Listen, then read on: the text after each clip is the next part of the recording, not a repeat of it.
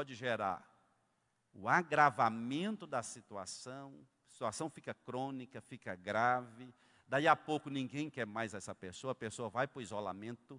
E só para vocês terem uma noção, no transtorno bipolar, o risco de suicídio dessas pessoas, no tipo 1 é de 32,4%, no tipo 2 é de 36,2%.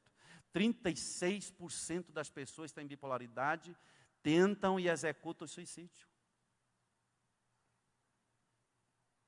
Então nós vamos só falar que essa pessoa é esquisita e deixar para lá? Não é? Então a coisa é grave, o índice é muito alto, é 1/3, é mais de 1/3. Não é? De cada 3, 1 pode cometer suicídio. E nós vamos perder pessoas, não é? Pessoas que podem e são bênçãos de Deus para nós. Então a primeira coisa sobre tratamento é isso, essa consciência. Vamos ver o que pode ser feito por esta pessoa que é estranha, que é esquisita, seja lá que adjetivo a gente dá. Não é? Vamos ver o que está acontecendo com ela, o que pode ser feito. Não é? Primeira atitude cristã, eu acho que seria essa. Amém?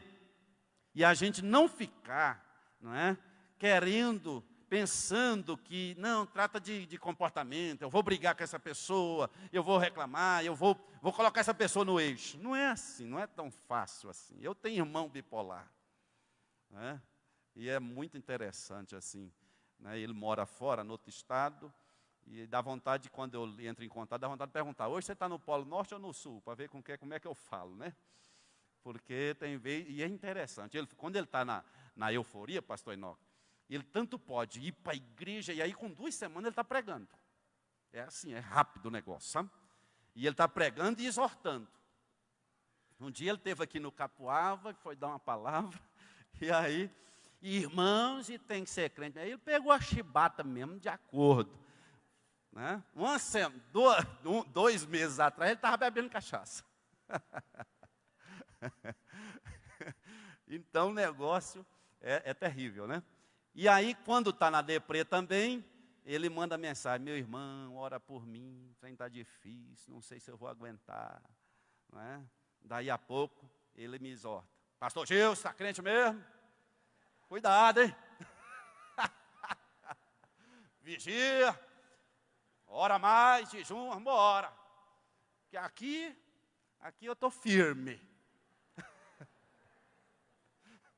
Que bom, né? Mas é pouco prazo. Porque não trata. Eu levei ele no médico e no dia eu não pude acompanhá-lo. Eu marquei a consulta, paguei.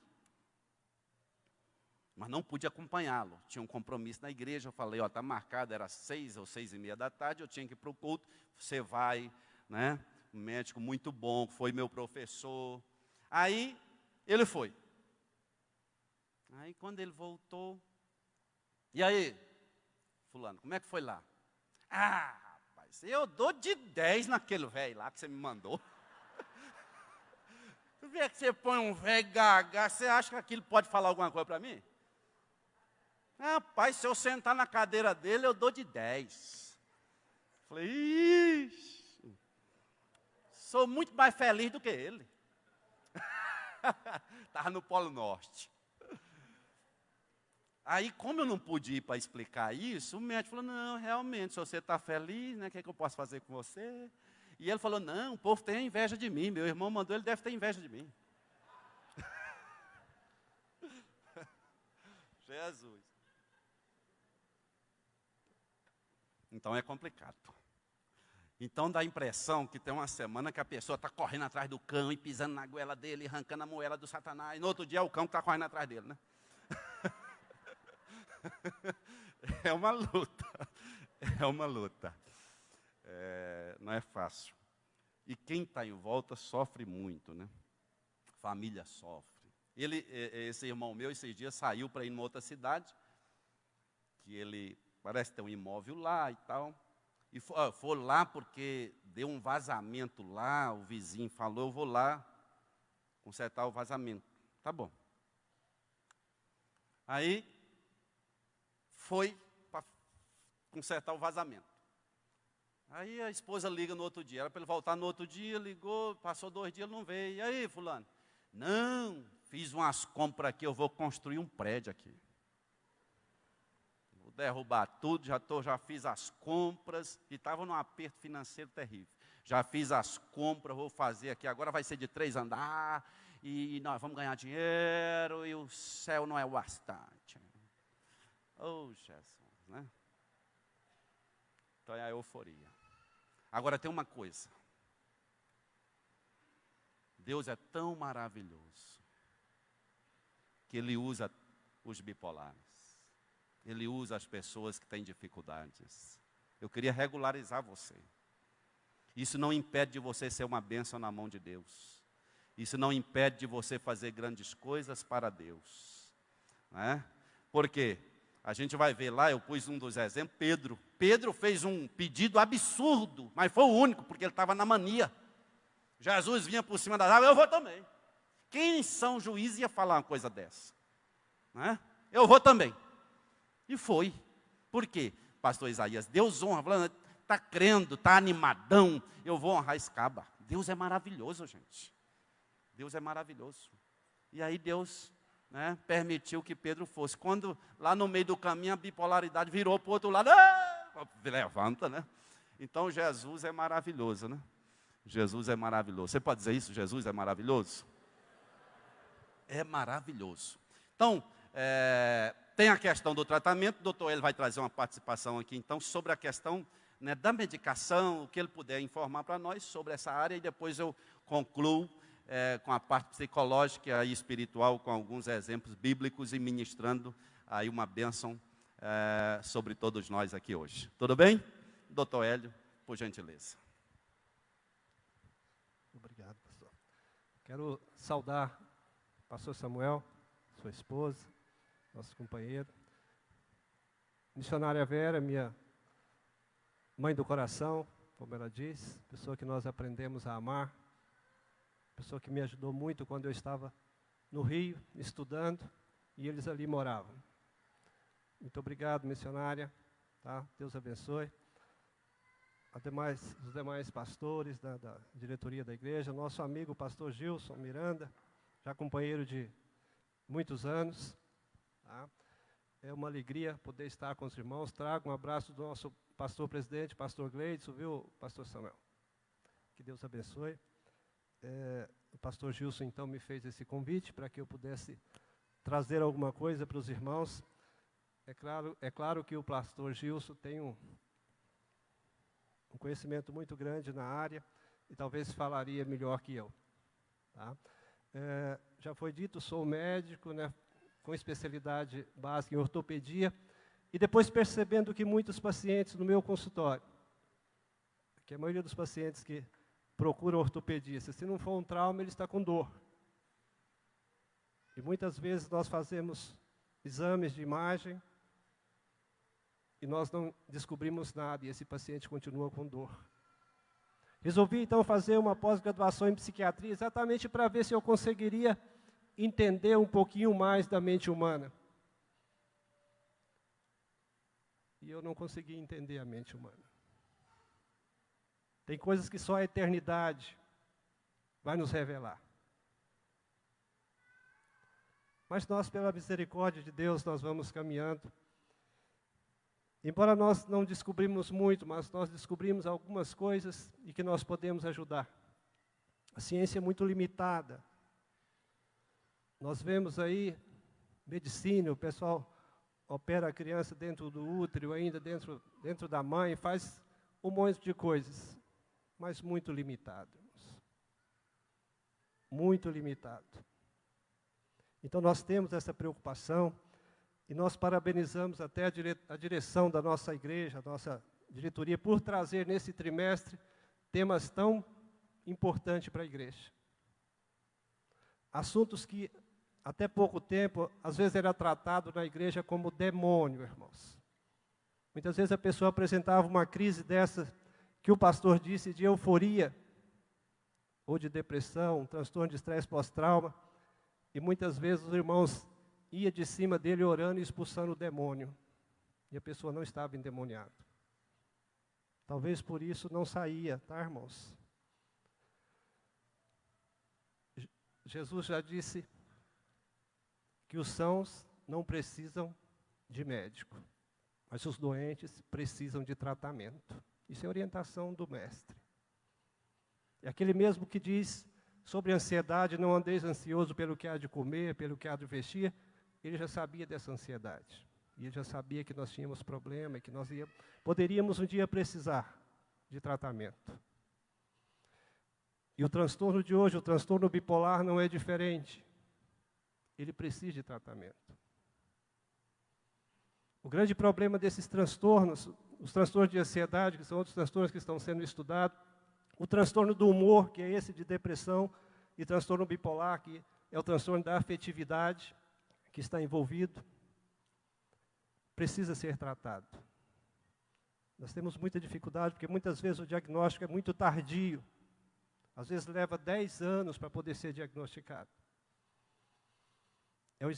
É uma doença, essas doenças da alma, transtornos mentais, eles não existem um exame. O pastor Gilson mostrou aqui exames de neuroimagem que há diferenças, às vezes no funcionamento cerebral de uma pessoa com transtorno, mas muitas vezes isso não dá diagnóstico. Você tem várias outras alterações que você pode ter, aquelas alterações, você tem outras doenças, às vezes momentos que não é patológico e pode ter alteração de neuroimagem. Então, devido a essa dificuldade de ser doenças da alma, eu não posso diagnosticar através de um exame de ressonância ou qualquer outro exame que vai me dar alguma coisa para eu tratar. E muitas vezes isso, então, é retardado o tratamento e essa pessoa fica sofrendo. Imagina uma pessoa desse nível que o pastor Gilson já falou. Na mesma hora que ele está com aquele transtorno de mania, com aquela fase de mania, onde ele tem uma euforia exacerbada, onde ele sai, muitas vezes ele tem essa compulsão, que ele pode sair comprando, conforme o pastor Gilson já disse, ele pode estourar seu cartão de crédito, ele estava doente, não sabia o que ele estava fazendo. Ele pode ter apetite sexual exagerado e começar, às vezes aquele que era bem com a sua esposa, ele começa de repente a atrair, ter múltiplos parceiros, a sua esposa também começa a fazer a mesma coisa. Com múltiplos parceiros, a mulher começa a vestir aquelas roupas mais indecentes, mais sensuais, e muitas vezes ela está numa fase de mania, ela está doente. E nós, como igreja, nós temos que ter essa preocupação, viu, pastor Samuel? De não acharmos que tudo é demônio na igreja. É claro que, muitas vezes, pastor Isaías, o pessoal já disse, o demônio pega o pau arcado, aí ele sobe. Mas nós temos que ter, como cristãos, essa ideia. Então, há necessidade de ser feito, sim, o tratamento. Tá? O tratamento do transtorno bipolar não cura, não é curativo. Não existe cura para o transtorno bipolar. Esse tratamento é um tratamento paliativo. A tendência, a ideia do tratamento é fazer com que a pessoa tenha uma melhor qualidade de vida. Essas fases que ele tem de mania e de depressão, que possa diminuir essas fases e ele ter um período, uma vida próximo do normal. É possível isso, se o tratamento for bem feito. Tá, pastor Gilson? O senhor que conhece melhor do que eu. O tratamento bem feito, o paciente tem uma resposta boa. O que é que nós temos no transtorno bipolar? É uma instabilidade do humor. Na mesma hora que esse humor está eufórico, está lá em cima, com mania de grandeza, daí a pouco ele está lá embaixo, querendo suicidar, deprimido, sem saber o que fazer. Então, essa instabilidade do humor, existe tratamento, existe uma droga chamada lítio, que é o mais usado hoje para a estabilidade do humor, que funciona bem, a resposta é boa, tá, irmãos? Quando bem tratado, quando feito o acompanhamento, funciona muito bem. O grande problema que nós temos com o lítio é a intoxicação por lítio. A dose terapêutica e a dose tóxica é muito próxima. Então, nós temos essa dificuldade, por isso o paciente tem que ser acompanhado muito de perto para você evitar esses problemas. Muitas vezes associado a esse estabilizador do humor, até porque no transtorno de humor o cérebro está desconfigurado, irmãos. Precisa de fazer uma reconfiguração precisa de formatar esse cérebro. O lítio é capaz de fazer isso, ele estabiliza o humor, o paciente volta a ter uma vida próxima do normal. É claro que muitas vezes, a maioria das vezes, só o lítio não resolve, isso precisa de ser associado a outras drogas, como antidepressivo, antipsicóticos, às vezes ansiolíticos, precisa ser associados. Isso depende de cada caso é um caso. O paciente é individual, até porque essa digital só eu tenho. Deus, na sua sapiência e soberania, Ele fez só eu, Ele não deixou cópia. Então, cada um tem uma reação diferente. O pastor Gilson disse sobre algumas drogas. Ele já disse sobre... Já estou acabando, pastor Gilson. Tenham paciência um pouquinho, irmãos. O pastor Gilson já disse sobre a causa, o que leva ao transtorno. O principal fator genético. Conforme o pastor Gilson já disse, tá? É claro que aquelas pessoas que estudam aí sabem que a maioria de nós nascemos com traço de doenças. Eu posso ter o traço de um transtorno bipolar, porém eu posso não desenvolver o transtorno. Eu tenho só o traço da doença. E aí eu preciso, então, de um gatilho para isso, para disparar a doença. Isso praticamente em todos os transtornos mentais, todos os transtornos de ansiedade, os transtornos do humor, todos funcionam dessa forma. Você precisa de ter um gatilho. A maioria desses transtornos já vem desde criança. A criança teve algum problema quando criança, e ela leva esse trauma para a vida, e quando chega na fase adulta, ela vai desenvolver esse trauma. Então, existem alguns medicamentos que podem ser esse gatilho. Às vezes a pessoa está numa vida normal. Esses sintomas, eles começam a se manifestar normalmente na infância. É isso, pastor Gilson? Por volta dos 15 anos, até lá a pessoa normal. 15 a 25 anos, isso não significa que ele não pode ter, já mais velho, começar a manifestar a doença. Mas a pessoa está vivendo bem, e de repente isso é mais usado nas mulheres, aquelas que são mais fortinhas, resolve ir no médico e pega uma receitazinha de inibidor do apetite, as chamadas anfetaminas, que são estimulantes do sistema nervoso central. Por isso, aquelas receitinhas amarelas eu nem fiz, pastor. Eu não prescrevo essas porcarias.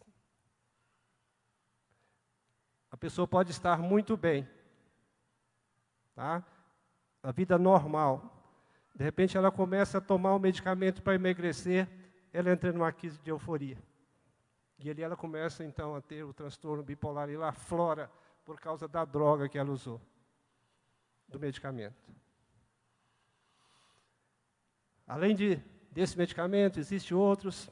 O álcool, drogas, cocaína e várias outras drogas, é capaz de desencadear uma crise de euforia, ou até mesmo uma crise de depressão.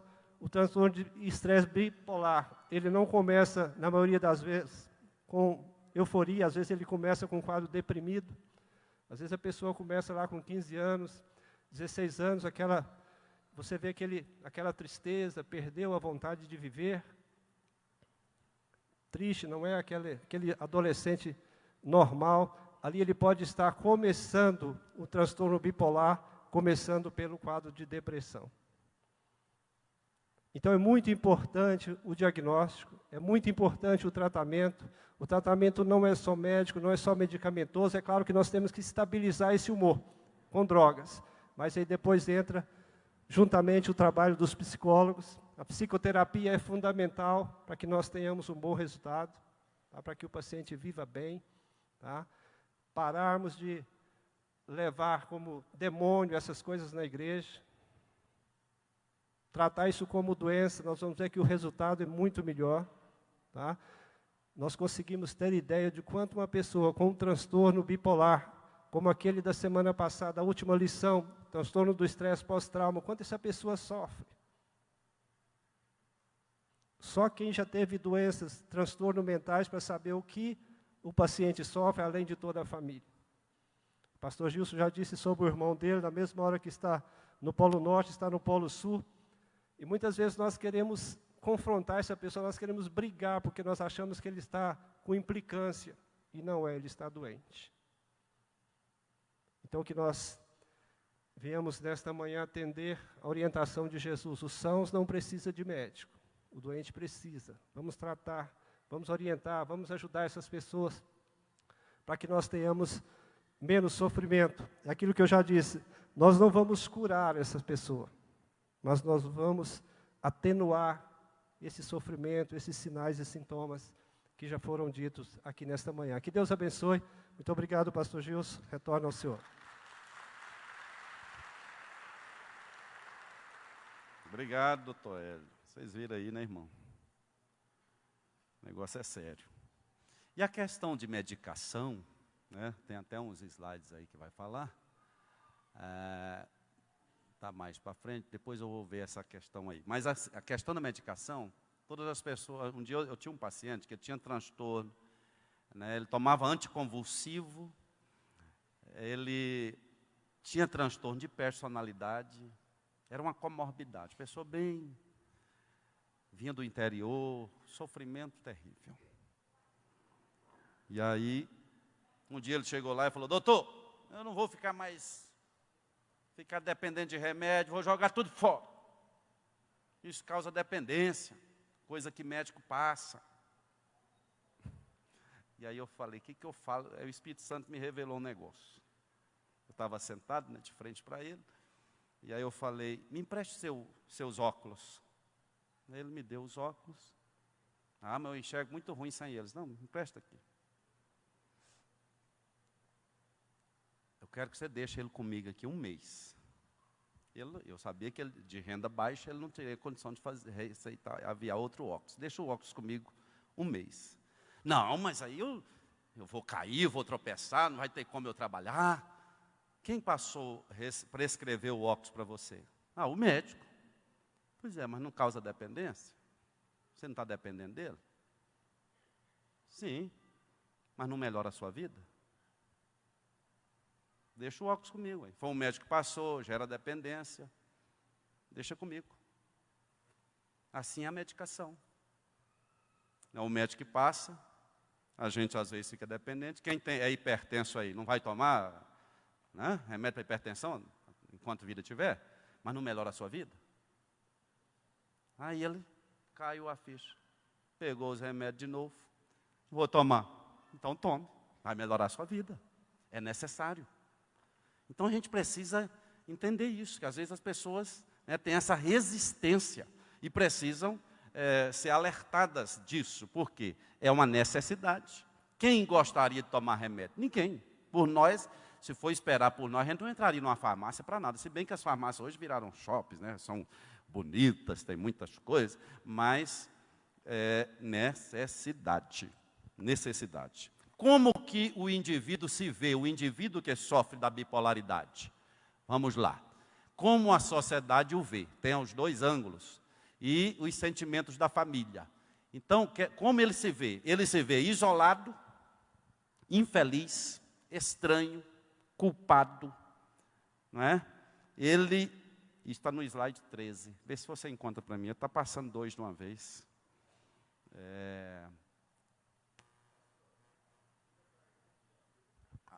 Não, mas é ali que muda, né? Tem um slide aí que mostra isso que eu estou falando.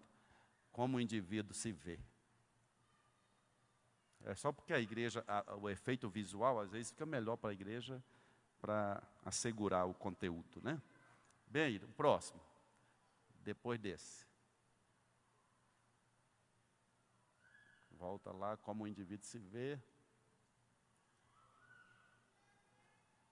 Não, deve ter acontecido alguma coisa. Então, tá bom. Então, como a sociedade vê esse indivíduo? Marginalizado, maluco. Não é? Como a sociedade o vê? Põe o próximo, que é onde está o texto. Não, deixa quieto. Está bipolar o negócio aí. Então, a sociedade vê ele como marginalizado, alguém, né, que tem aquele estigma, tem aquela marca, não, fulano, né, não pode falar qualquer coisa, né, e a pessoa fica à margem, maluco, com difícil aceitação. Então, é muito terrível. Quais os sentimentos vividos pela família de um bipolar? Sentimento de raiva, de culpa, de vergonha, desconforto, tristeza, isso é tudo produto de pesquisa. Tristeza, confusão, frustração, impotência, não é? Porque quando pensa que está bom, começa tudo de novo, né? Começou o ciclo de novo. Então, é uma coisa que vai gerar, né, esses transtornos. Voltando um pouquinho no tratamento, o doutor Hélio já falou da importância do tratamento medicamentoso e tratamento psicoterápico. Por quê? Aí no problema psicoterápico, meu tempo já pensou, doutor Jamar? 2? 5, tá bom. Então, no caso da psicoterapia, o que a gente vai trabalhar com esse paciente?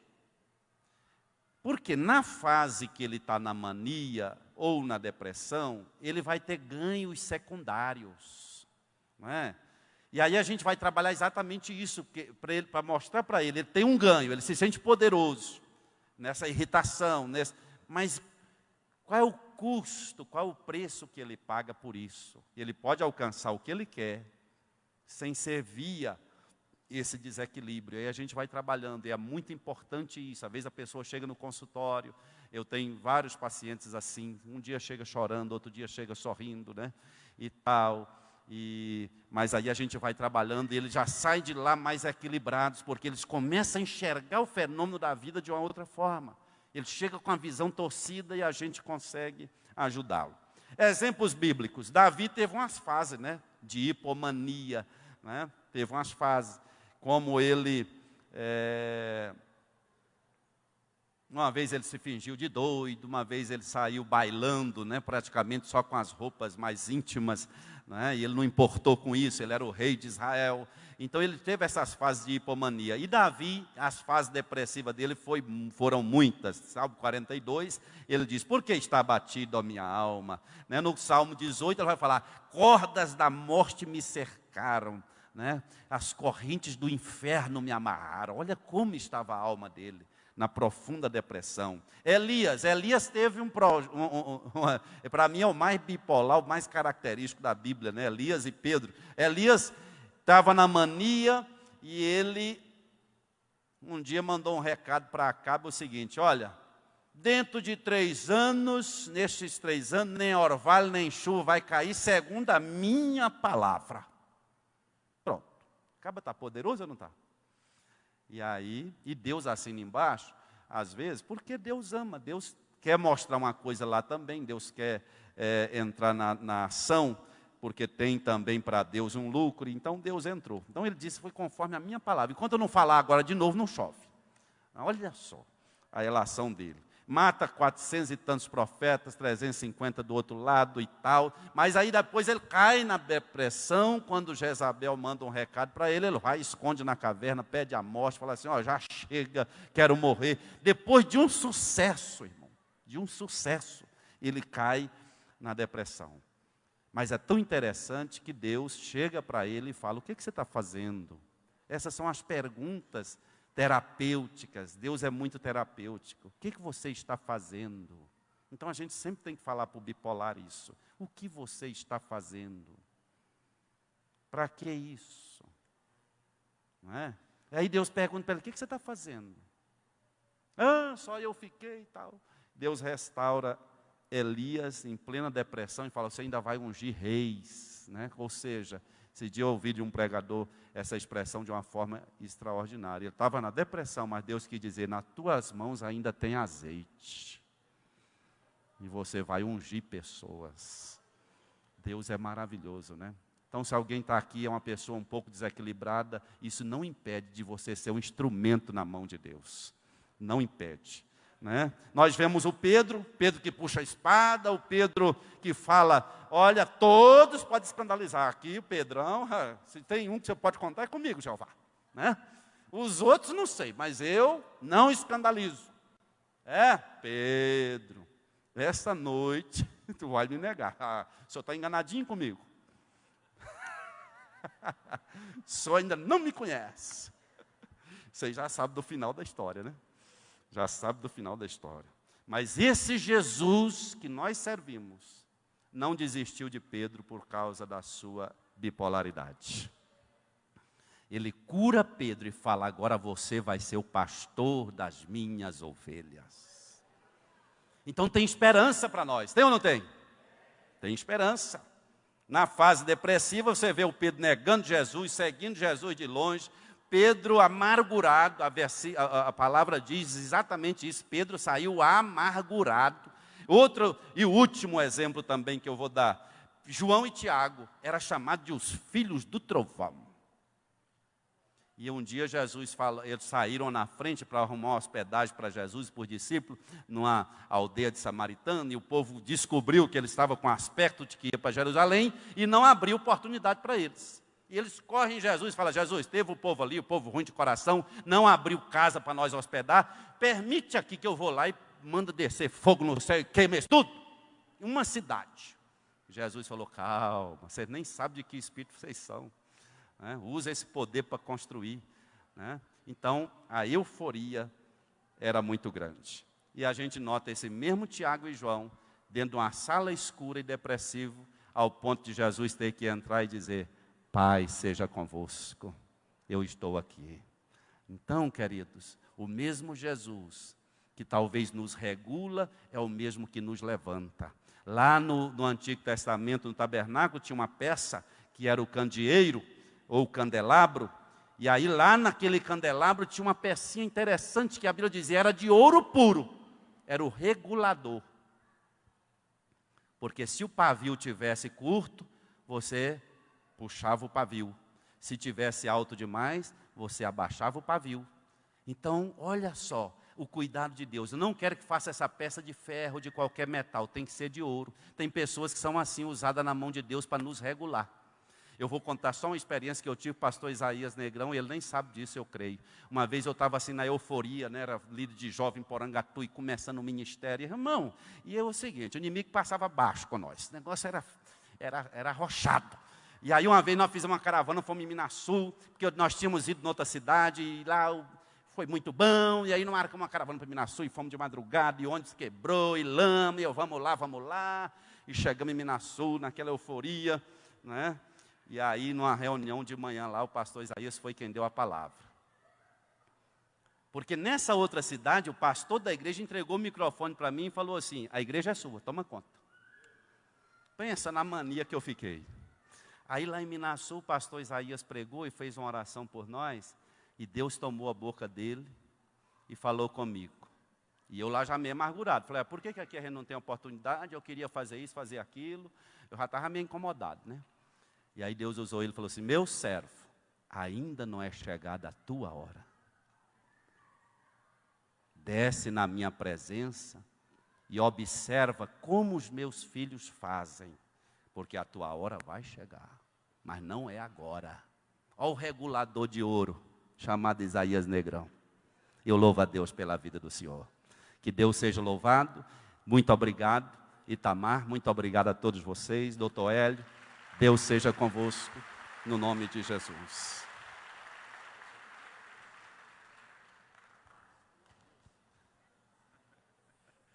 Deus abençoe, pastor Gilson.